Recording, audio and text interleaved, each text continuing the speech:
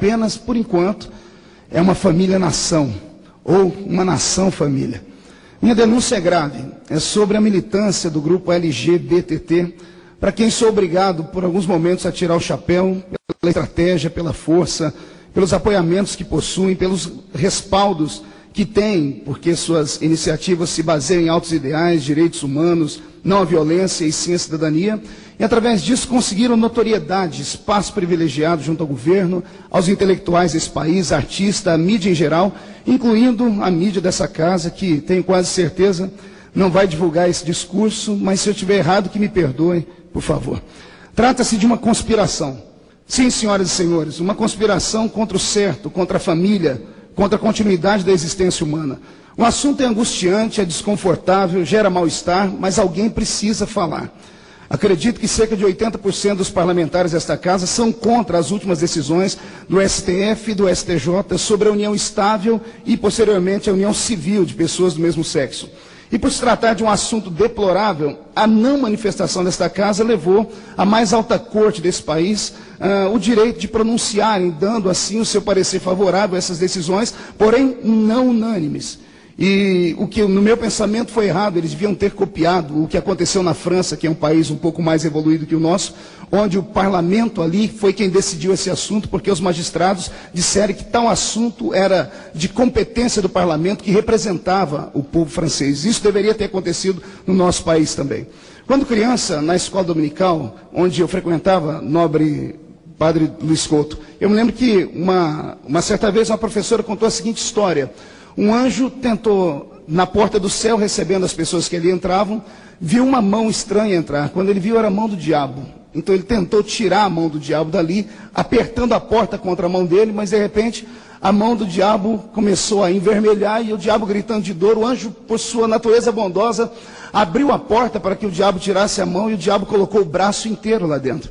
Então, o anjo desesperado, sabendo que o diabo ia entrar, começou a apertar, pressionar, e o braço do diabo foi ficando vermelho, e o diabo mais uma vez implorou, por favor, abra a porta para eu tirar o braço, e a natureza bondosa do anjo fez isso, e de repente não foi só o braço, o diabo entrou com o corpo inteiro. Moral da história, quando se dá a mão, se quer o braço, se dá o braço, quer o corpo inteiro.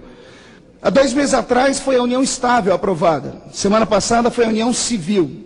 Ontem, no seminário que houve aqui nessa casa, o seminário sem homofobia, foi pedido evitar discriminações do gênero e diversidade sexual em livros didáticos e paradidáticos utilizados em escola. Ou seja, caberá ao MEC só aceitar materiais de editoras que ou não coloquem a figura de um pai, uma mãe e filhos, ou inclua-se a figura de 2 mulheres e uma criança, ou de 2 homens e uma criança. Semana que vem, na Comissão de Seguridade Social, vai ser votado o projeto que dá o direito ao pensionato ao parceiro homossexual, enquanto no nosso país muitas pessoas passam necessidade por causa do seu problema com a Previdência Social, como as pessoas que moram na roça, como os índios desse país que têm aí o seu projeto já há 12 anos travado e ninguém se levanta para votar o projeto deles. Na justificativa do seminário Escola Sem Homofobia está escrito: a Conferência Nacional LGBTT de 2008 aprovou 561 recomendações políticas públicas para o grupo, entre as quais eu passo a destacar e penso a atenção do povo brasileiro e de todos que estão assistindo agora. A inclusão da população LGBT nos programas de alfabetização de escolas públicas, distribuição de livros para bibliotecas escolares com a temática de diversidade sexual para o público infanto de 10 anos e juvenil de 10 a 15 anos. Ou seja, vai ensinar aos nossos filhos que é normal haver a sodomia de homem com homem, etc. Criar bolsa de estudo que qualifique profissionais travestis e transexuais, curso de pós-graduação sobre diversidade sexual num país onde 35% do seu povo é considerado analfabeto. Classificar como inadequada para crianças obras de conteúdos tidos como homofóbicos, como, por exemplo, a Bíblia, porque a Bíblia condena esse assunto. Legalizar o direito do casal homossexual de adotar filhos com registro feito em nome do casal. O termo mãe e pai vai ter que desaparecer dos documentos, porque se for 2 homens, o que vai ser? 2 pais. Se for 2 mães, o que vai ser? 2 mães. Eles pedem presídios especiais para a população LGBT, criação do selo nacional para empresas que apoiam e estimulam o grupo, atenção domiciliar humanizada aos idosos, Profissionalização para a população LGBT, implementação do programa Viagem Mais Diversidade, reforma agrária para a população LGBT, entre outras coisas mais. A Junta do Conselho Federal da OAB, na Comissão Especial de Diversidade Sexual, no seu anteprojeto, propõe que, no artigo 100 do capítulo 16, o pai não pode ensinar o filho sobre a sua orientação sexual, nem o pastor, nem o padre ensinar o seu rebanho, com direito à pena de reclusão de 2 a 5 anos. O empregador não pode contratar um LGBT, alguém desse movimento, se deixar de contratar, a pena de 1 a 3 anos de reclusão. Qualquer estabelecimento comercial que pedir para que 2 homens não se beijem publicamente ali, o dono será autuado de 1 a 3 anos de reclusão. Nas políticas públicas, um pouquinho mais sério, no artigo 106, eliminação dos obstáculos históricos, socioculturais e institucionais que impedem a representação da diversidade sexual na esfera pública e privada. Ou seja, eu como pastor não vou poder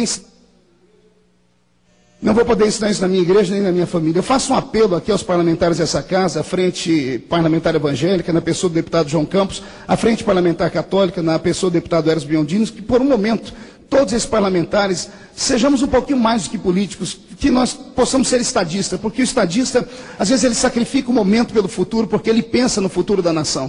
Que seja sacrificado aqui, se preciso for, os votos e os apoios, mas vamos proteger a família, porque o que uma criança vê, ouve, ela vai levar para o resto de sua vida. Eu quero aqui fazer um apelo e peço agora que me dê só mais um minutinho para que eu possa concluir. Há grandes homens desse país que representam o cristianismo e a família. E com isso eu quero concluir o meu discurso dizendo, pedindo ao pastor José Wellington Bezerra da Costa, presidente da CGADB do Brasil, ao bispo Manuel Ferreira, presidente da Assembleia de Deus de Madureira, ao doutor Samuel Ferreira, presidente da Assembleia de Deus do Brás, ao doutor Abner Ferreira, presidente da Assembleia de Deus de Madureira, para concluir, senhor presidente,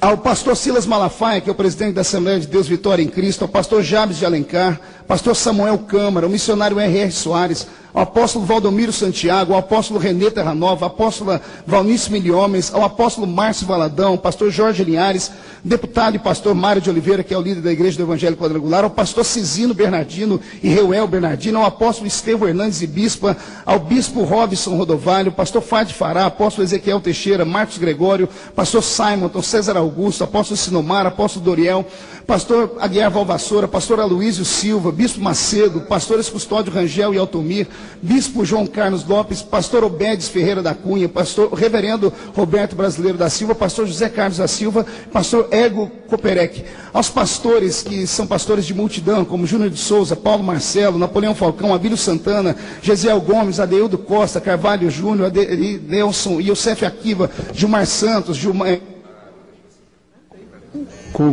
para concluir, e outros tantos homens que fazem parte desse país e movem grandes massas, a todo o Conselho de Pastores do Brasil, ao reverendo Adail Carvalho Sandoval, presidente da Sociedade Bíblica do Brasil, ao Dom Raimundo Damasceno, presidente da CNBB, Dom Odílio Scherer, arcebispo de São Paulo, ao padre Jonas Abib, presidente da TV Canção Nova, ao Conselho Episcopal da Igreja Católica e todas as suas circunscrições eclesiásticas, bispos, cardeais, arcebispos, padres e presbíteros e diáconos.